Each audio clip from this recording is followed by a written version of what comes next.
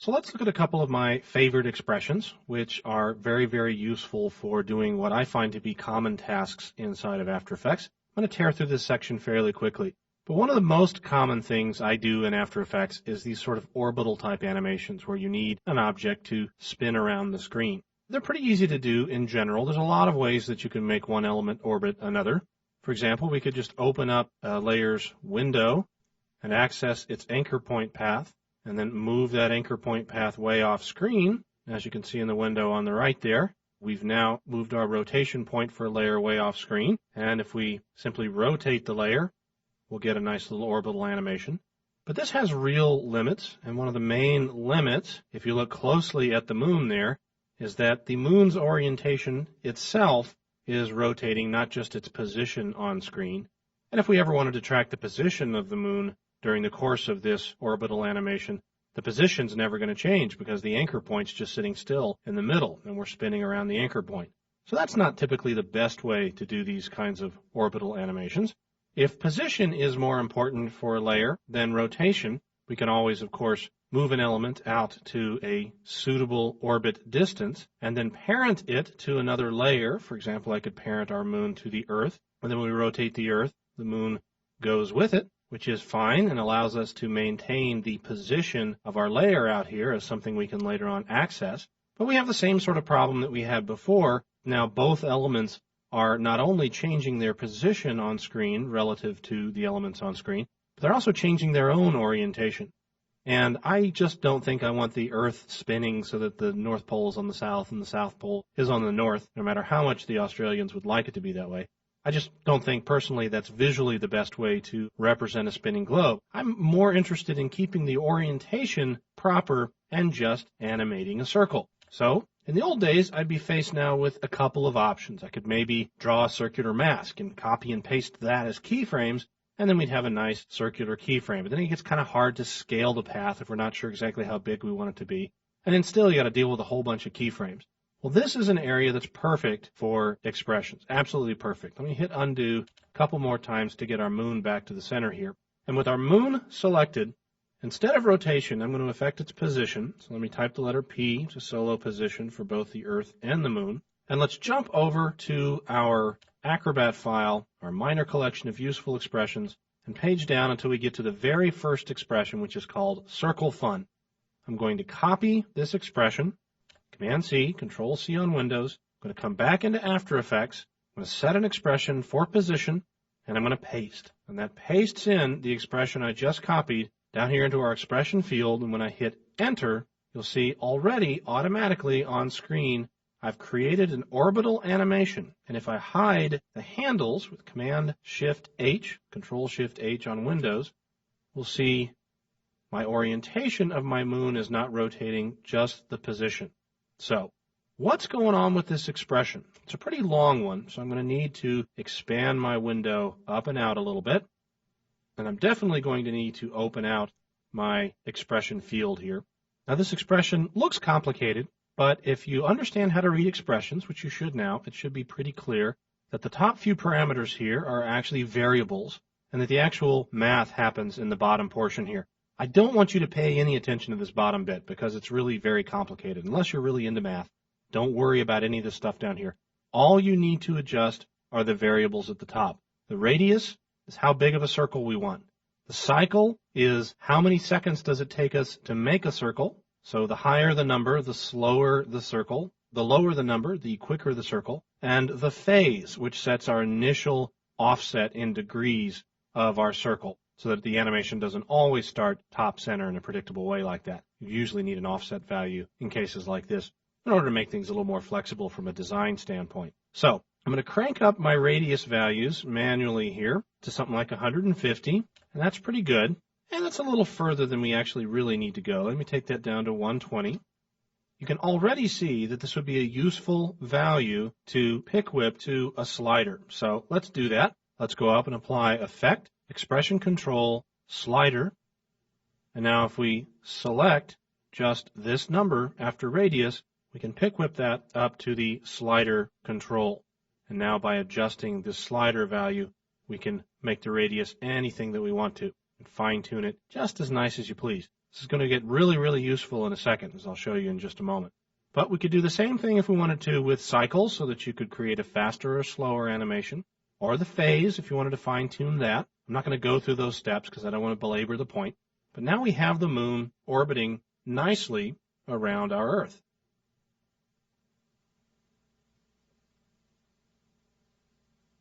Cool. So let me close down my expression, and now I want to actually parent my moon layer to my Earth layer.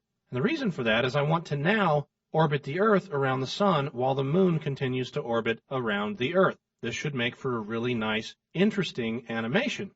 But we're going to see an immediate problem as soon as I do this parenting move. Watch what happens to the position of the moon when I do this. I'm going to drag down to my Earth layer. Anywhere along this layer is fine.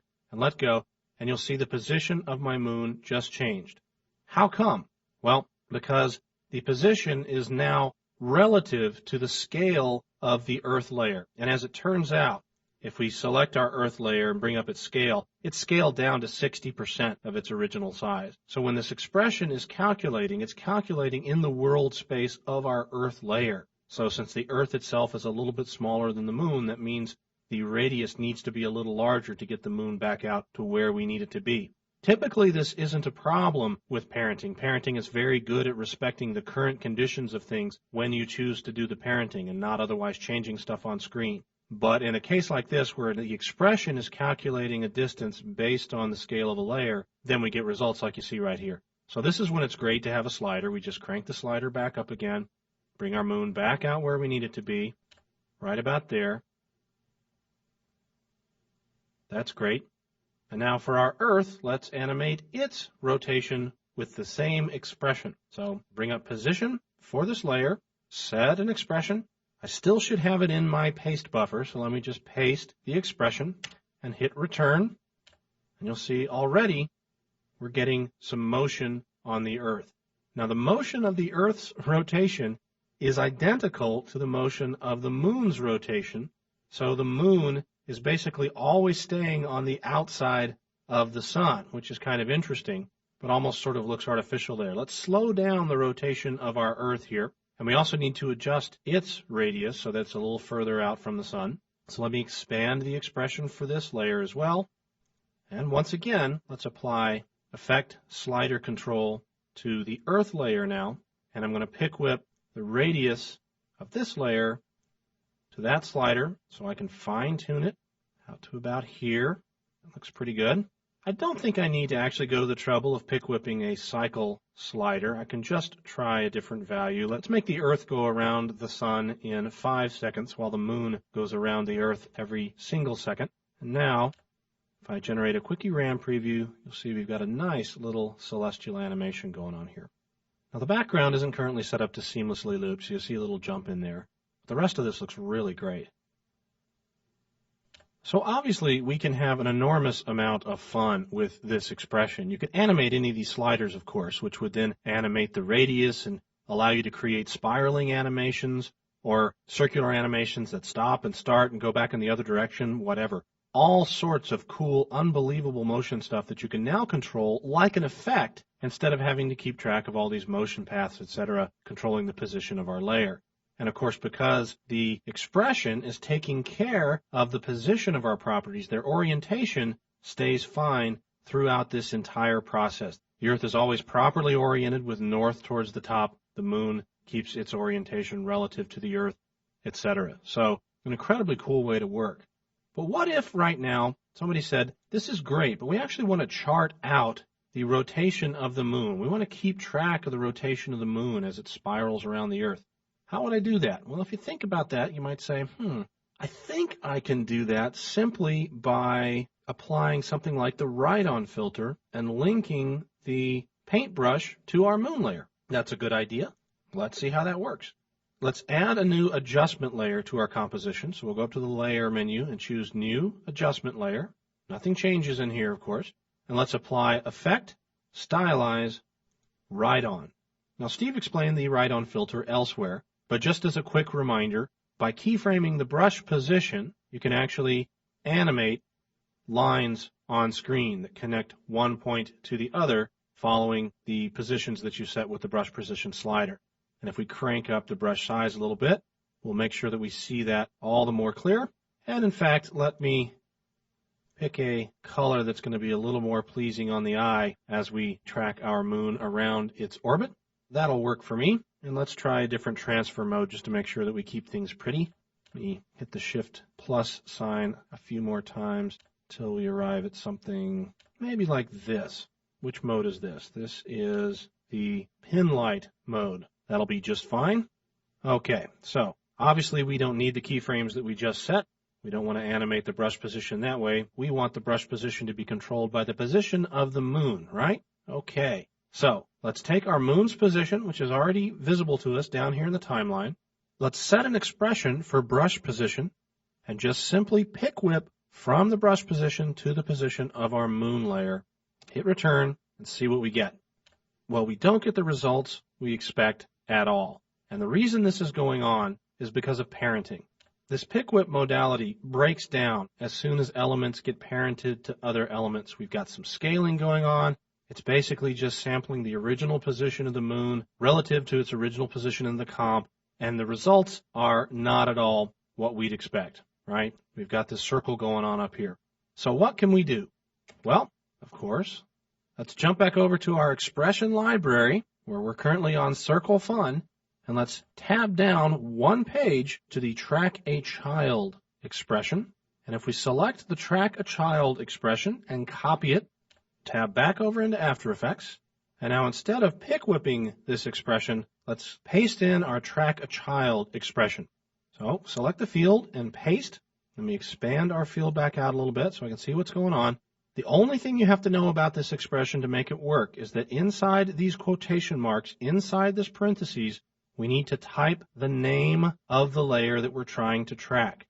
The name of the layer that we're trying to track is Moon with a capital M. So Moon, hit return, and it's kicking back a syntax error. What the heck's wrong with that? Look closely down here at our expression and you'll see the quotation marks surrounding Moon are in fact smart quotes. Blame this on InDesign. Sorry about that, folks. But in using InDesign to set up this particular document, it, of course, trying to be helpful, converted all of my straight quotes into smart quotes, and smart quotes aren't going to work for us here. So we'll click OK, and we'll convert these smart quotes back to regular quotation marks.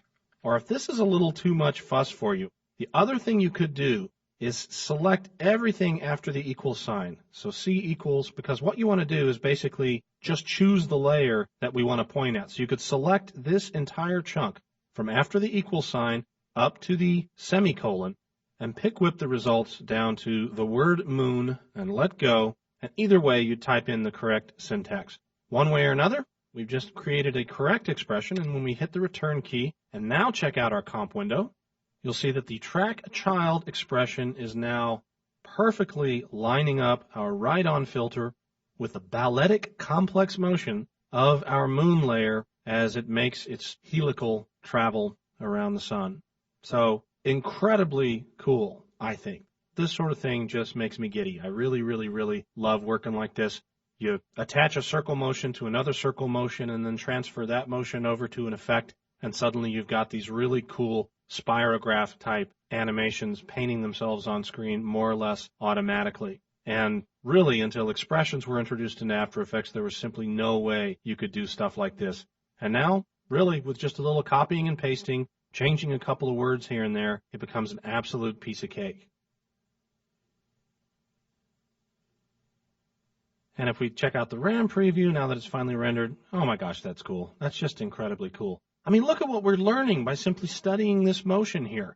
The moon is making 5 trips around the Earth, but when we actually look at the little twirly paths, it's only making 4 little twirls. That's because each one of these loops you have to add to the big loop. That's the trip around the entire sun, and that makes up 5 trips around the Earth as the Earth makes its trip around the sun. So incredibly cool, incredibly fun. These are only a couple of the expressions in this expressions library. I urge you to thumb through the various expressions, read the little descriptions that go along with the expressions. They're pretty easy to understand. Just copy and paste, hook things up to expression sliders when prompted, and go crazy. Have fun. Be creative. Don't be afraid of expressions. If you get something goofed up, look closely at the script and see if there's anything obviously out of place. Otherwise, shrug and move on, or email me and I'll try to help you get things sorted out. We're going to wrap up this set now by basically looking at a bunch of odds and ends having to do with 3D parenting and expressions.